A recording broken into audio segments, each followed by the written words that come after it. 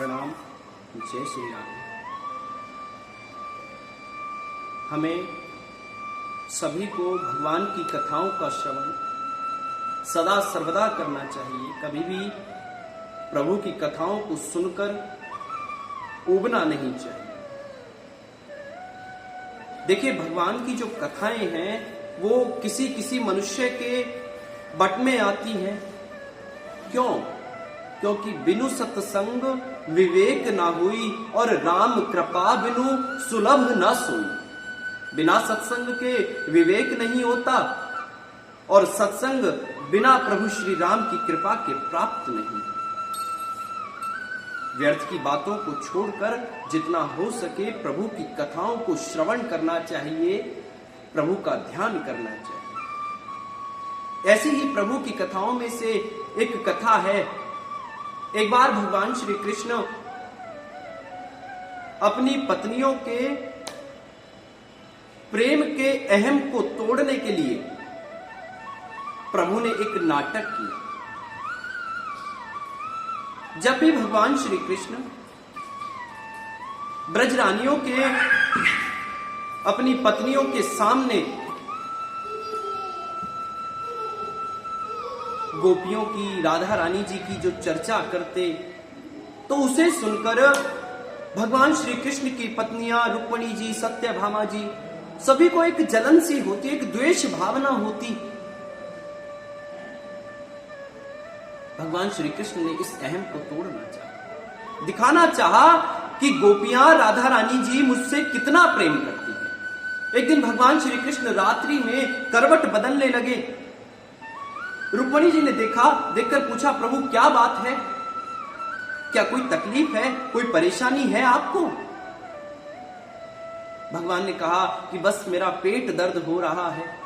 रुक्मिणी जी कक्ष से बाहर आई, आकर मंत्रियों को आदेश दिया, द्वारिका के सबसे बड़े से बड़े वैद्य को बुलाया गया। वैद्य ने आकर भगवान श्री कृष्ण की नब्ज को देखा, देखकर परख लिया कि भगवान के पेट में दर्द है, लेकिन भगवान तो नाटक कर रहे थे। भगवान श्री कृष्ण जैसे ही नारद जी को पता लगा, नारद जी भगवान श्री कृष्ण के पास आए हैं, आकर प्रभु से इशारों में पूछा है। प्रभु ने अपने पेट दर्द की औषधि बताई है। यदि कोई मुझे अपने चरणों की रज लाकर दे तो उससे मेरा पेट दर्द ठीक हो सकता है। अब महाराज चरण रज दे कौन भगवान श्री कृष्ण को? वो तो भगवान है, सबको पता है यदि चरण रज देंगे तो उन्हें नरक का भागी होना पड़ेगा। नारद जी ने कृष्ण पत्नियों की ओर इशारा किया, माताएं आदेश कीजिए। लेकिन रुक्मिणी जी पीछे हट गई। कहा, प्रभु भगवान को चरण रज देकर नरक कौन जाए? भगवान ने कहा कि नारद जी आप ब्रज में जाइए, वहां जाकर कोई ना कोई आपको अवश्य चरण रज देगा। नारद जी द्वारिका से ब्रज आए हैं। वहां राधा रानी जी गोपियों के साथ बैठे हुए। देखिए, समस्त गोपियां नित्य प्रति राधा रानी जी के पास आती और आकर अपने श्याम सुंदर को याद करते हुए रुदन करती कि कब हमारे श्याम सुंदर वापस आएंगे।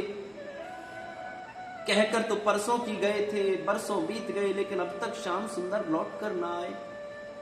जैसे ही गोपियों ने, राधा रानी जी ने नारद जी को देखकर प्रसन्न हो गई, दौड़ी दौड़ी आई। कहा कि हमारे श्याम सुंदर कैसे हैं? नारद जी ने कहा कि उनके पेट में दर्द है। गोपियों ने, राधा रानी जी ने कहा कि क्या आपके वहां पर कोई वैद्य नहीं है जो उनका उपचार कर सके? नारद जी ने कहा, वैद्य तो है, लेकिन जो दवा है उसका अनुपान नहीं मिल रहा है। गोपियों ने कहा, ऐसा कैसा अनुपान हुआ जो नहीं मिल रहा? नारद जी ने कहा कि अनुपान चरण रज है। यदि कोई अपने चरणों की रज दे दे तो उससे श्याम सुंदर के पेट का दर्द ठीक हो सकता है। और जैसे ही चरण रज सुना कि गोपियों ने, राधा रानी जी ने अपने चरण आगे कर दिए कि ले लीजिए जितनी रज आपको चाहिए। और जैसे ही नारद जी ने देखकर आश्चर्यचकित हो गए। घबराए, घबराकर बोले, ये आप क्या कहती हैं? क्या आपको नहीं पता कि वो श्री कृष्ण भगवान हैं और यदि उनको कोई अपने चरणों की रज देगा तो वो शायद नरक का भागी हो जाएगा। राधा रानी जी ने, गोपियों ने कहा कि यदि हम श्याम सुंदर को तनिक भी सुख प्रदान कर सके और उस सुख के बदले में हमें नरक भोगना पड़े तो ऐसे नरक को हम सदा सर्वदा स्वीकार करते हैं। इस प्रकार के प्रेम को नारद जी ने देखा, देखकर गदगद हो गए महाराज। चरण रज की पोटली बांधी है और लेकर वापस द्वारिका पहुंचे हैं और जैसे ही चरण रज को देखा है कि भगवान श्री कृष्ण की पत्नियों का प्रेम का अहम चूर चूर हो गया है।